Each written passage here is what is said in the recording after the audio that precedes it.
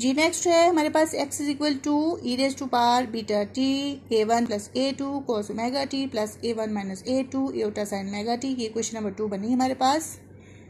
The solution of problem is possible when a1 and a2 are the complex conjugate of each other. Therefore, solution of the problem हमारे पास उस वक्त possible होगा जब हमारे पास जो हमने यहाँ पर दो ये लगाए हैं a1 और a2 ये एक दूसरे का कॉम्प्लेक्स कॉन्जुगेट हों।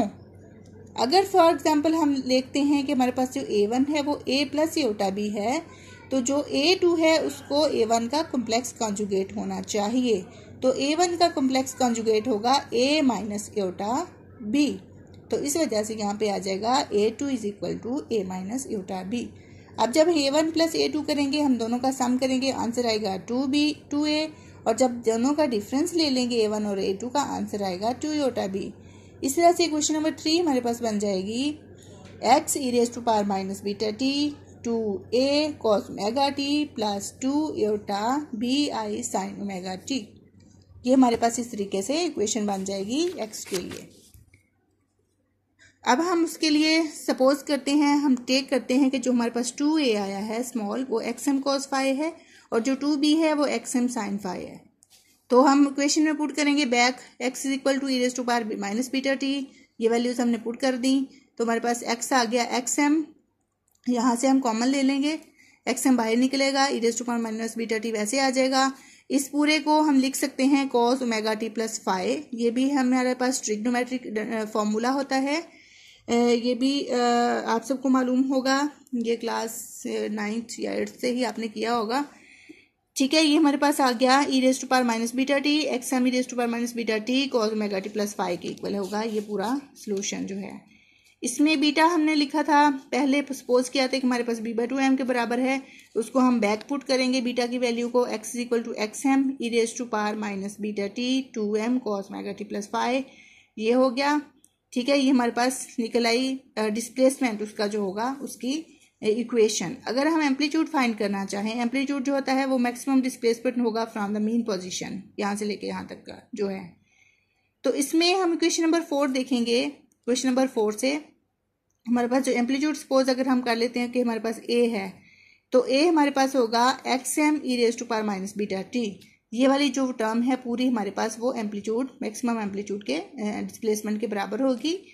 ये वाली quantity xm E raise to power minus beta T जिसको हमने a कहा है, और ये इस तरह से हमारे पास आ जाएगी xm E raise to power beta की जगह आएगा b/2m इंटू टी। जब हम time t is equal to 0 की बात करते हैं, यहाँ पर t इज इक्वल टू 0 की हम बात करते हैं, तो अगर हम इसी को यहाँ पर पुट करें तो हमारे पास एम्पलीट्यूड कितना आएगा, x is equal to xm E raise to power, अगर ये सारा 0 हो गया तो ई रेज टू पावर 0 हमेशा 1 होता है, तो ये हमारे पास xm निकलेगा। xm is the maximum amplitude from mean position to the extreme. यहाँ से लेके यहाँ तक का जो मैक्सिमम डिस्प्लेसमेंट है, this is equal to the amplitude xm। This is the maximum amplitude at the first oscillation. The amplitude decreases gradually exponentially and reduces to 0 for t approaches to 0। यानी अगर ये उसका फर्स्ट ऑसिलेशन है यहाँ पर, तो यहाँ पर से लेके यहाँ तक का जो मैक्सिमम डिस्प्लेसमेंट होगा वो उसका एम्पलीट्यूड कहलाता है। यहाँ से यहाँ तक अगर पहला है तो ये यहाँ से लेके यहाँ तक का जो है वो डिस्प्लेसमेंट एम्पलीट्यूड कहलाता है। ये आप देखें टाइम के साथ साथ टाइम इंक्रीज होता चला जा रहा है, टाइम इन्फिनिटी तक बढ़ रहा है। तो उस तरह से अगर हम t को 0 पुट इन्फिनिटी तक ले जाएं तो हमारे पास मैक्सिमम एम्पलीट्यूड क्या होगा, a is equal to XM E raise to power minus infinity 0। E raise to power जो इन्फिनिटी होती है वो हमेशा क्या होगी, इन्फिनिटी, और 1/इन्फिनिटी आंसर हमारे पास क्या आता है 0। तो इस वजह से ये 0 हो जाएगा, यानी e raise to power minus infinity is equal to 0।